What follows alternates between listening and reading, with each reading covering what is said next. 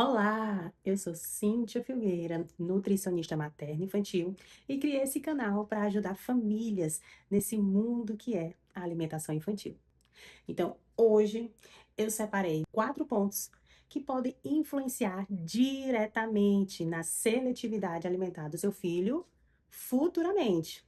Lembrando que a introdução alimentar é um dos pontos importantíssimos na alimentação da criança, da adolescência, e isso vai perdurar até a vida adulta.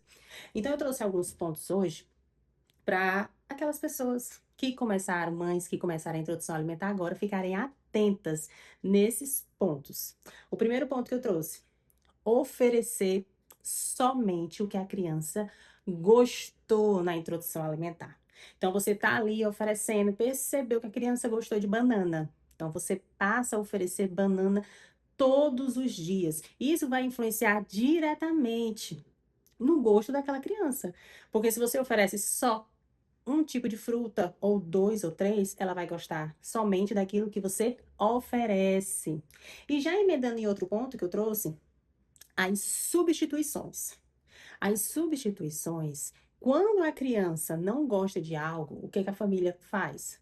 Oferece o que a criança gostou da outra vez. E isso, o bebê, apesar de bebezinho, com o tempo, ali por volta dos 9 meses, ele vai começar a perceber que quando ele recusa algo, ele recebe outro alimento como substituto. Então, essa substituição, você pode estar plantando uma possível seletividade alimentar. Outro ponto, facilitar a textura para a criança comer. Criança gosta de facilidade. Então, se ela toma sempre aquela sopinha, aquele mingau, e quando chega na hora da comida, ela precisa colocar mais força, fazer mais esforço para comer, é claro que ela vai preferir aquilo que é mais fácil. Então, quando a gente facilita a textura para aquela criança, a gente está reforçando uma possível seletividade alimentar. Então, é muito importante a gente ficar transitando entre as texturas, principalmente os bebês, a gente fazer a evolução da textura, para que a gente não venha estar plantando uma seletividade alimentar. Um outro ponto importantíssimo, que principalmente quando são famílias de primeira viagem, pais de primeira viagem, achar que aquele momento que a criança recusou o alimento é o fim do mundo. Mas não é. É normal que a criança recuse. Até os adultos recusam. Então, é normal que aquela refeição ela não coma muito. E isso não é o fim do mundo. Porque quando a criança recusa e os pais ficam preocupados, o que eles vão fazer? Eles vão querer forçar, eles vão querer induzir a criança a comer um pouco mais. E esse induzir vai fazer com que a criança coma muitas vezes aquilo que ela nem quer, aquilo que ela nem é apta a comer, por conta dessa preocupação grande dos pais. Então, não fique preocupado.